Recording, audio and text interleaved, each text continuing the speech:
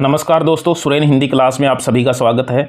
Research eligibility test pre PhD का ये paper है। शेखावाटी विश्वविद्यालय सीकर जो है उसका ये पेपर है और इसमें 50 प्रश्न है। प्रश्नों का स्तर काफ़ी सरल है, इसलिए हमें लगभग 50 में से 10 प्रश्न तो अच्छे देखने को इनमें मिलेंगे। पहला प्रश्न है, अपभ्रंश भाषा हिंदी की है, तो अपभ्रंश हिंदी से पहले हुई थी, इसलिए वो अग्रजा है। दूसरा प्रश्न है, शंभु अपभ्रंश के जैन कवियों में सर्वाधिक प्रसिद्ध कवि माने जाते हैं। इनके उपरांत अपभ्रंश के दूसरे उल्लेखनीय कवि, तो दूसरे उल्लेखनीय कवि जो है वो पुष्पदंत जो है वो है। तीसरा प्रश्न देखिए, आदिकाल की प्रवृत्ति नहीं है तो युद्धों का सजीव चित्रण तो है, कल्पना की प्रधानता भी है, वीर और श्रृंगार रस की प्रधानता भी आदिकालीन साहित्य में मिलती है, आश्रयदाताओं की अवहेलना नहीं है, प्रशंसा तो है लेकिन अवहेलना नहीं है, तो ये इसका उत्तर हो जाएगा। 4 नंबर का प्रश्न देखिए, निम्नलिखित में से असत्य है, तो असत्य कथन देखिए, अपभ्रंश भारतीय आर्य परिवार की एक समृद्ध लोक भाषा रही है।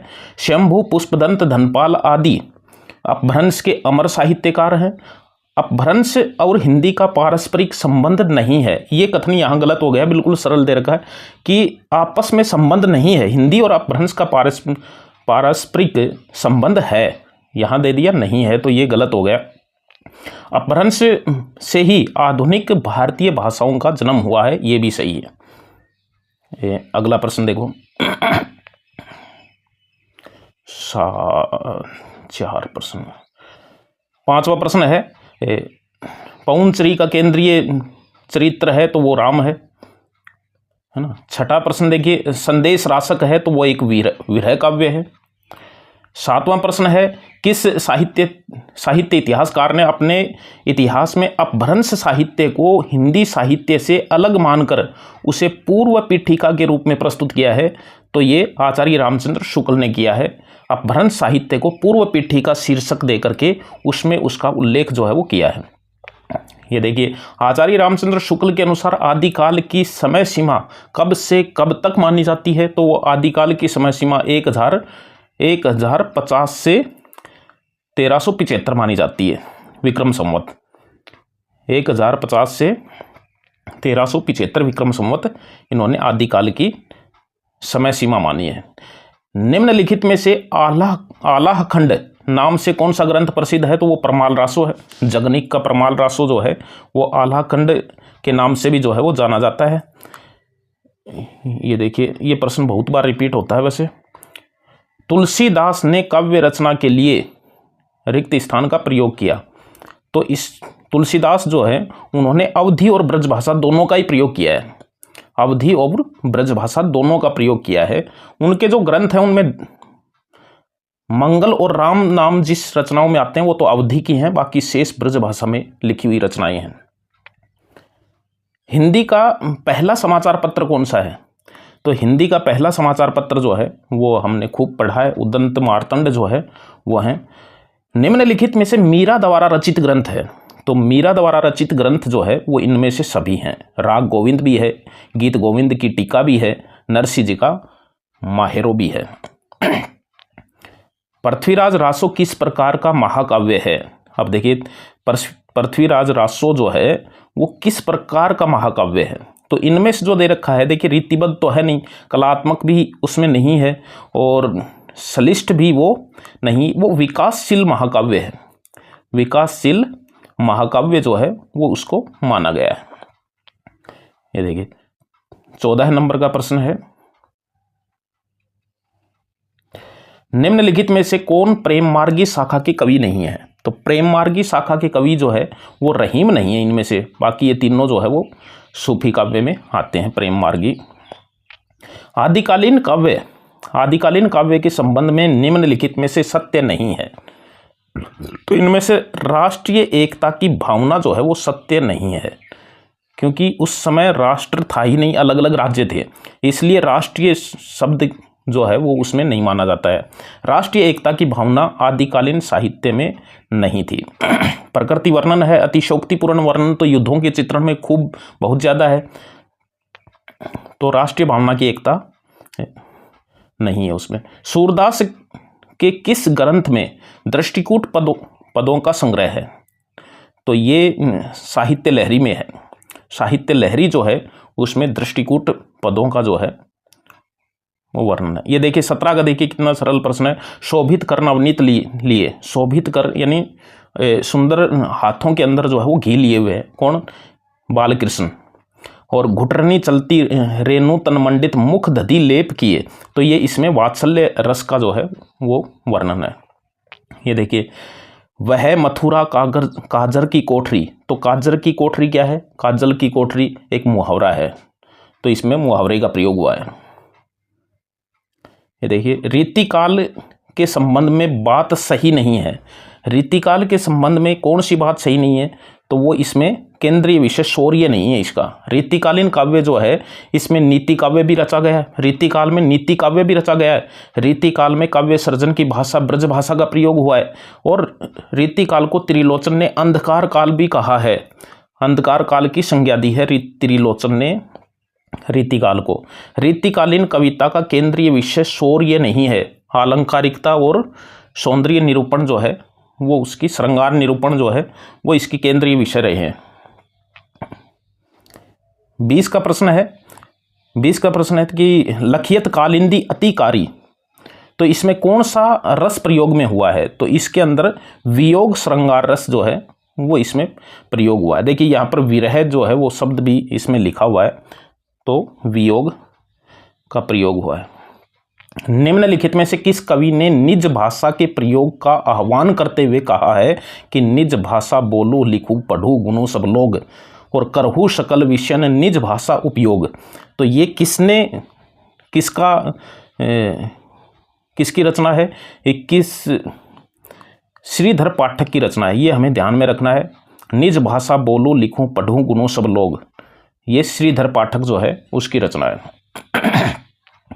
22 का प्रश्न है, देखिए कितना सरल प्रश्न है। कविता के माध्यम से उपेक्षित स्त्री पात्रों को प्रतिष्ठित करने का श्रेय किसे जाता है? तो वो मैथिली शरण गुप्त को है। साकेत है, यशोधरा है, तो उपेक्षित स्त्री पात्र जो है उनको उन्होंने प्रतिष्ठित किया है। देखिए मन्नू भंडारी का उपन्यास नहीं है, तो मन्नू भंडारी का कौन सा नहीं है? बसंती नहीं है, बसंती मन्नू भंडारी का नहीं है। निम्नलिखित में से भारतवर्षोन्नति कैसे हो सकती है? तो ये निबंध है एक, और ये निबंध जो है वो भारतेंदु हरिश्चंद्र का है। ये देखिए इसमें तागुण श्याम भई कालिंदी सूर श्याम गुण न्यारे, तो इसमें कौन सा अलंकार है? तो सलेश अलंकार है कालिंदी में। ये देखिए निम्नलिखित में से हिंदी की पहली कहानी लेखिका कौन है? तो वो बंग महिला राजेंद्र बाला घोष जो है वो पहली कहानी लेखिका है। कौन सी विधा कथेतर साहित्य में सम्मिलित नहीं है? तो देखिए कथेतर साहित्य वो है जो कथा साहित्य के अलावा है, तो कहानी जो है वो कथेतर साहित्य में नहीं है, क्योंकि कहानी तो खुद एक कथा साहित्य में शामिल है। और प्रश्न ये है कथेतर साहित्य, यानी कथा साहित्य से अलावा जो साहित्य है उनमें ये तीनों आती हैं। रेखा चित्र संस्मरण पत्र साहित्य ये कथेतर साहित्य में।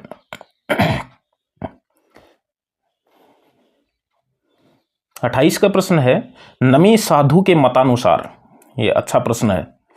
नमी साधु के मतानुसार जो भाषा असंस्कृत थी और जिसका प्रयोग पंडित वर्ग ने भिन्न सामान्य जन समूह में होता था वह कहलाई प्राकृत। ये नमी साधु के अनुसार है, और ये कथन जो है वो महत्वपूर्ण है। ये देखिए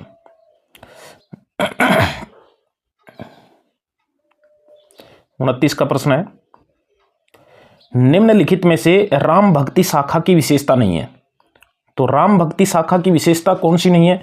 वीर रस की प्रधानता नहीं है राम भक्ति शाखा के अंदर। लोक कल्याण की भावना भी है, अवधी भाषा की प्रमुखता तो है ही उसमें, वीर रस की प्रधानता जो है वो उसमें नहीं है।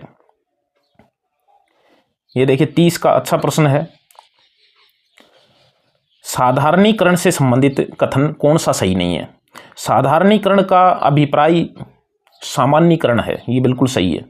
साधारणीकरण सिद्धांत का प्रतिपादन सर्वप्रथम अभिनव गुप्त ने किया है। ये देखिए, साधारणीकरण सिद्धांत का प्रतिपादन सर्वप्रथम किसने किया है?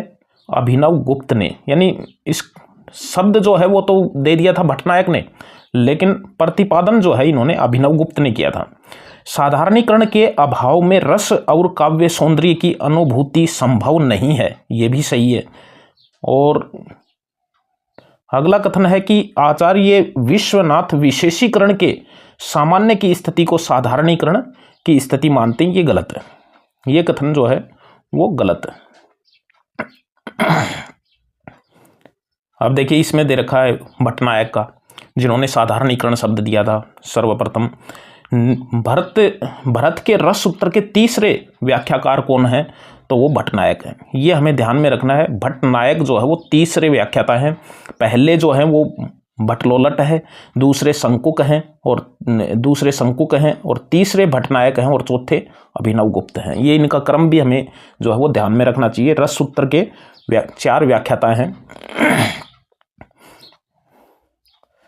ये देखिए, अच्छा प्रश्न है, गुणीभूत व्यंग्य काव्य कौन सा होता है?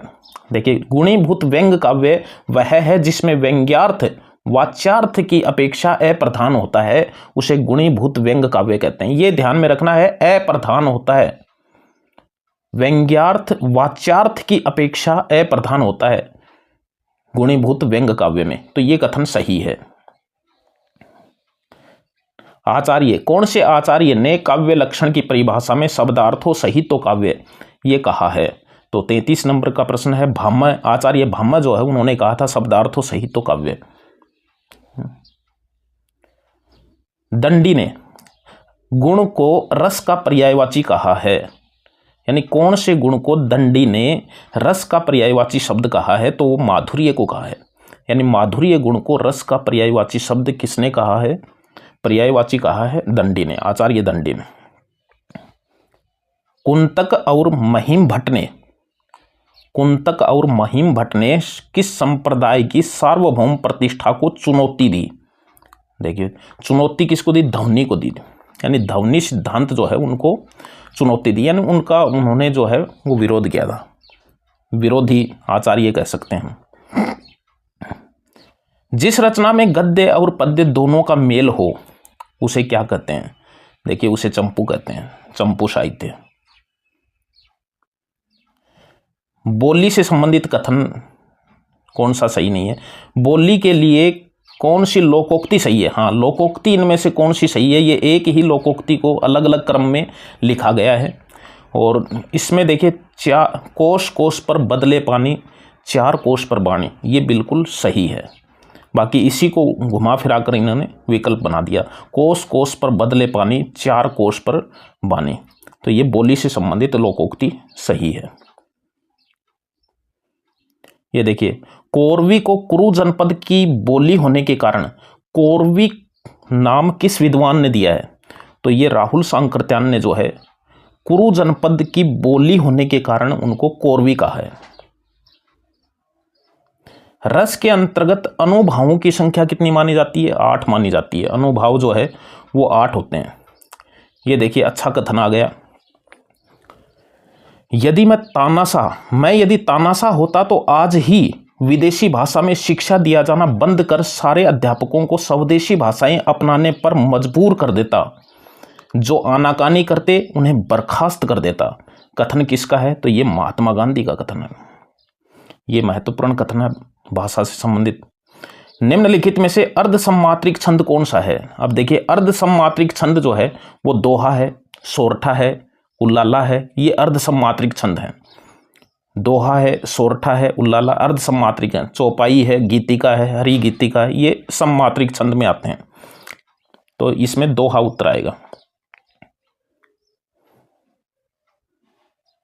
ये देखिए, लाल पीला होना का अर्थ क्या है? लाल पीला होने का अर्थ है क्रोध करना, मुहावरा है। राम से राम, सिया से सिया, इसमें कौन सा अलंकार है? तो इसमें अलंकार है अनन्वय। ये देखिए, संयुक्त अक्षर कौन से वर्णों से मिलकर बना है? अब देखिए, इसमें हमें ये इनसे मिलकर के बना है। और कै की आवाज़ जैसे कक्षा, तो क और श की ध्वनि जो है वो निकलती है। भारतीय संविधान के अनुसार हिंदी को कौन सा स्थान प्राप्त है? तो भारतीय संविधान के अनुसार जो है वो हिंदी को राजभाषा जो है उसको दर्जा मिला हुआ है। चित्रकूट क्या है? चित्रकूट यात्रा वृत्तांत है। चित्रकूट जो है वो एक यात्रा वृत्तांत रचना है, विधा है।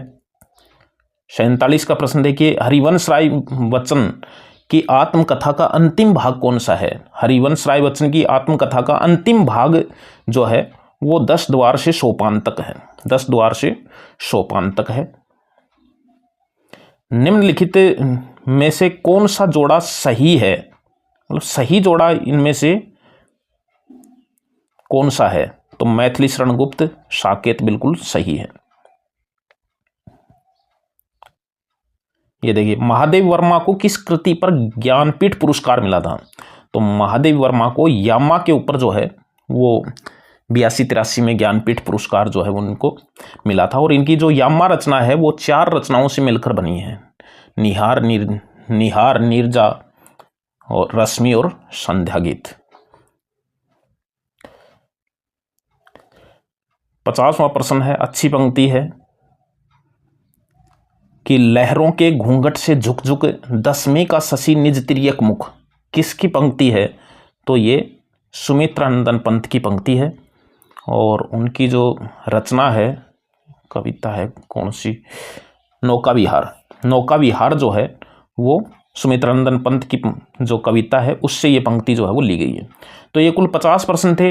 निश्चित रूप से हमें कुछ प्रश्न जो है वो नए मिले होंगे, और नए जो प्रश्न हैं, जो अच्छे प्रश्न हैं, वो उनकी पुनरावृत्ति भी जो है वो बहुत परीक्षाओं में होती है।